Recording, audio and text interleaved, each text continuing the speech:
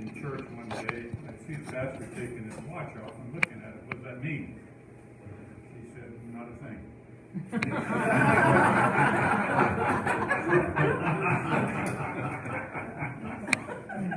Where's Steve go?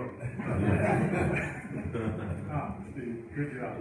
I'm going to be brief.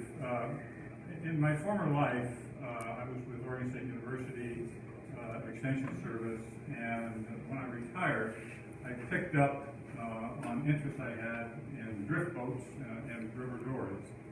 On June 1, 1966, I got on the oars for the first time with a drift boat, and I was hooked, absolutely hooked. And the person that loaned that boat to me was a nervous wreck. And over the years, spent much more time than I can recount in a drift boat. I love it, and unlike most who use it as a fishing platform, I used it to encounter environments that are really difficult to get to. So the Rogue River and the Chutes River and the McKenzie River and those rivers, they call me the accidental fisherman because it's purely an accident if I catch it. Because I'm preoccupied with the boat. So I developed this passion, and it wasn't long before I began to ask myself, well, how did these boats evolve? And when I retired, I chose to retire a little bit early in order to follow that passion. And my passion was to do something like this. Take my passion and recreate it in smaller scale as fine furniture.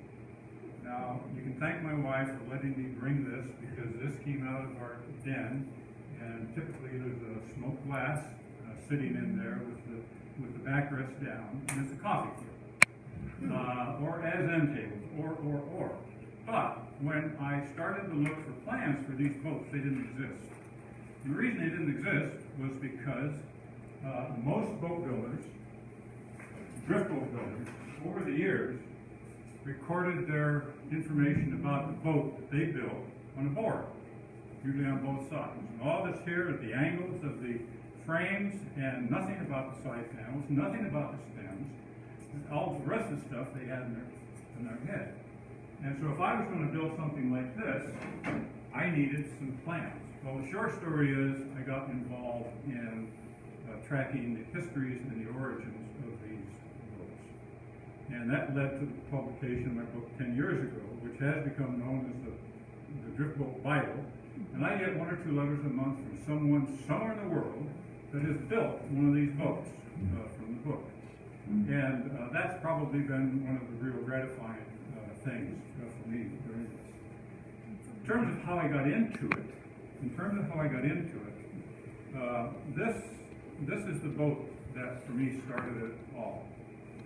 This is a scaled replica, 1 inch to the foot in scale, of a boat that Delphi Pruitt built in 1928 in order to get away from that long 22-foot old scow, as he called it, which was the typical boat type on the McKenzie River at that time.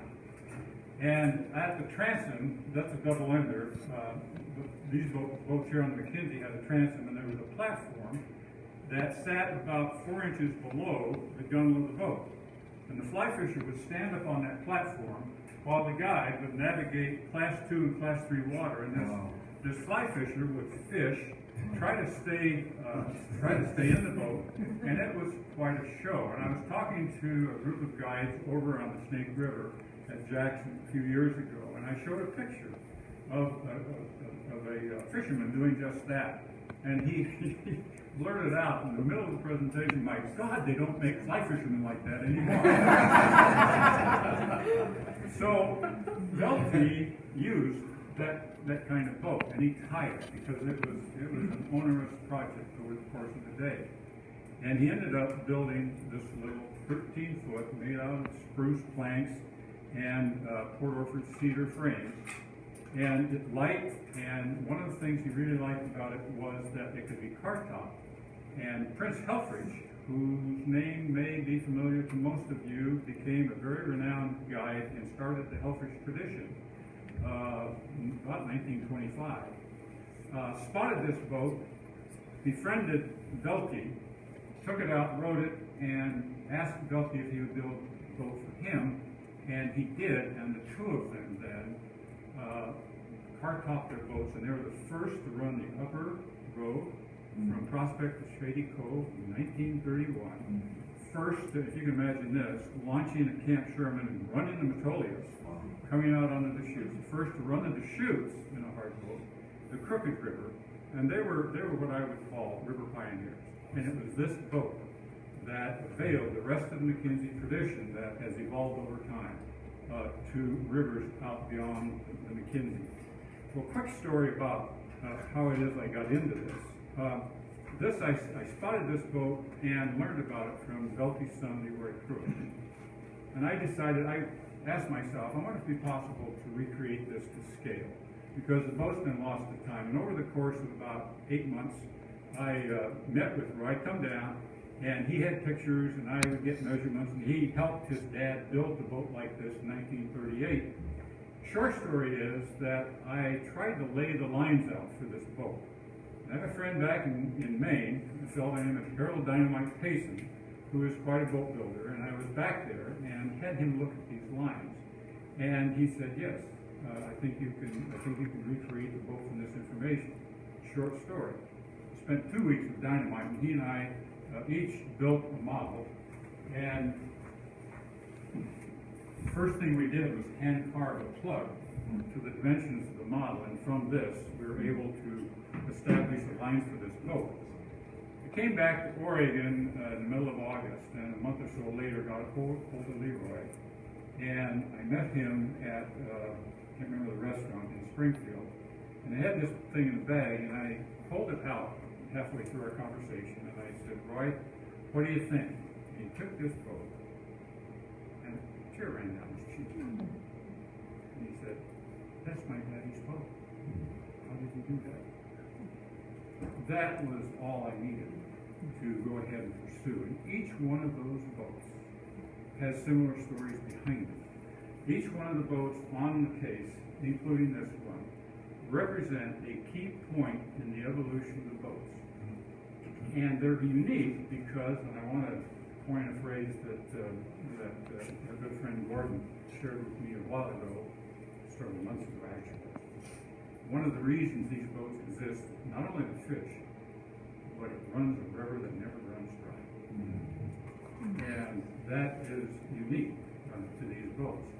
So the plan is to incorporate into the Discovery Center the origins of these boats. How that will happen is still to be said, but I have the lines and the plans for each one of those boats, and if we can't find a replica, we can build a replica. And the culture and the lives of the people behind those boats will be represented in the Discovery Center. Leroy told me a story, and as I think ahead to this thing becoming a reality, how it was he learned the basics of navigating a drift boat down the river. And he was just a little guy, maybe 7, 8 years old. And his dad would not let him get on the oars. So he took a piece of Doug fir bark, and he shaped it into kind of an oval shape with a point on it, stuck a couple of pegs in it, and then took some twine and tied the twine to each peg. And he went out, I think it was Gate Creek, but I could see it here on Hatcher Creek, where you see a little kid going up. And he went out, and he would stand in the water, and the current would flow, and he learned how to navigate that boat by turning it in certain directions and letting the current move this way or move it that way. And he's back this way down the river. And so I think what is certainly a possibility is that we could provide experiences for kids to learn how to manage a boat. We could provide experiences for people to learn, to experience vicariously running Martin Rapid or running the fish ladder just below Kalali. We could provide people with the opportunity of having hands-on experiences that allows them to walk away not only having had a great experience, but I learned something. I learned that this is a river that never runs dry. I've learned why it's a river that never goes dry.